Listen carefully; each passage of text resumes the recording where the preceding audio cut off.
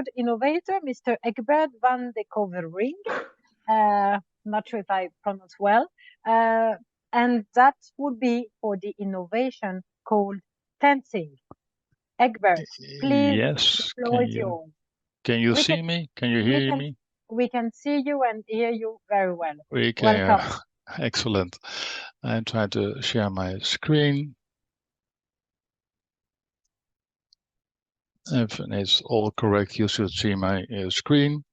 First of all, thank you and the organization for the opportunity to pitch our solution, our innovation. The title for the small presentation is Compliance, is it an international trade nightmare? It's not our own title, it's something we heard from a large logistics provider. When you do cross-border trade restricted to the EU, there's not a big problem. But if you go outside, compliance issues arise and it can be a nightmare. For all I forgot, my name is Ebgert van de Coevering. I'm an entrepreneur, so I'm not a specialist like a lot of people in the audience.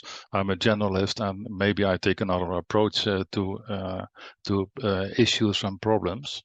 That's also the case in this innovation.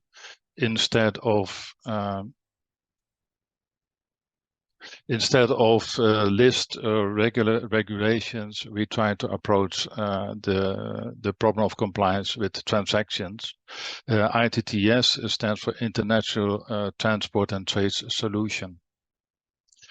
What are the challenges? You're familiar with them. It's the continuous pace of updated and new regulations. Like Maxine said, it's a tsunami. It's horrendous. You have to deal with it as a small or large company working in trade. E-commerce is growing. You had a session about it yesterday. Once you had a shipment with maybe one commodity, now you got a train load and you got 100,000 commodities and you have to check them all.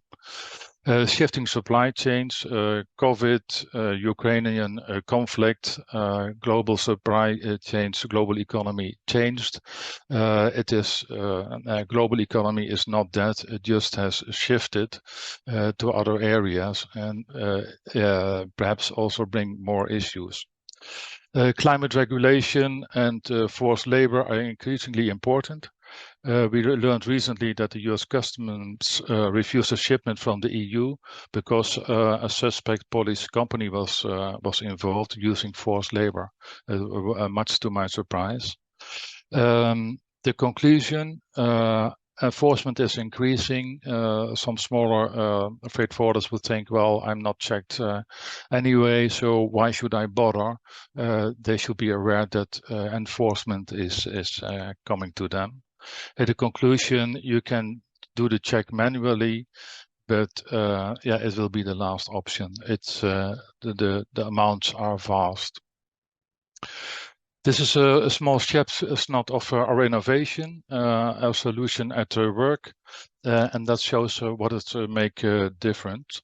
What we don't do is provide customers with a bulk load of lists and regulations.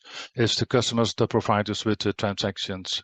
Upon your earlier questions, these are structured. You have to provide us with AWB, HVB, bill of lading or customer declarations. We have to agree on the standard. We extract the data, the HS codes, the descriptions to check for anomalies. We check the regulations involved. We apply the business rules that's stating your business, your risk appetite, and we provide the results from these shipments. These codes are allowed or suspicious. That's how we deal with it. About the list and about the application, like Ziad already said, it's highly scalable. It can have a few transactions. We can also have 100 million transactions. It's interconnectable, so you don't have to have SAP. It can be connected via API or even via a file interface, open text file to other systems. So it's easy to implement. You don't need to change your IT landscape. We all know that can be quite cumbersome, and what we focus on is standardization. The ITT as a backend, that's why the wonder happens. That's why we come from a financial background. There are horizon scanning, checking for regulations, are they changing, but also checking sanction lists, but also changes in open norms. We check them, we read them, and we use a workbench. That's why the AI comes in. And also the Flint frames, and that was the open standard where Geert was referring to. That's a way to make regulations in such a way that they can be readable by computerized systems. So you can translate regulations into actual information. That is the key point. That's where the AI, NLP, the large language model come in. Together with HI, human intelligence, because you have to check all the output of the AI. To be realistic, in an airplane there is still no AI because you have to check it is the HI, but it's important just the combination. So humans are still needed. We define policies, like in the financial industry is important. We implement the policies according to the customer. The customer can monitor the operations, and we send a report, and that can be used for the audit trail. The system is also... We will have to wrap up. Just like 30 seconds, please. 30 seconds, that's the point. Yeah. We are coming from different industries. A common denominator is compliance. We come from highly regulated environments, and what we learn from finance, we try to implement on logistics, and vice versa. What we learn from logistics, we bring back to the banking to help them with the trade finance. We use LLMs, ChatGPT. We think that Google BERT and Chinese Baidu, Ernie, sound a little bit like Sesame Street, so we avoid that for the moment. That's it for the moment. I hope you got some nice impression, and thank you for the time.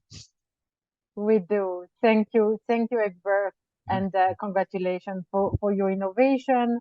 For everyone interested, please contact Ebgert and TENSIG. Thank you very much. Thank you very much. Thank you.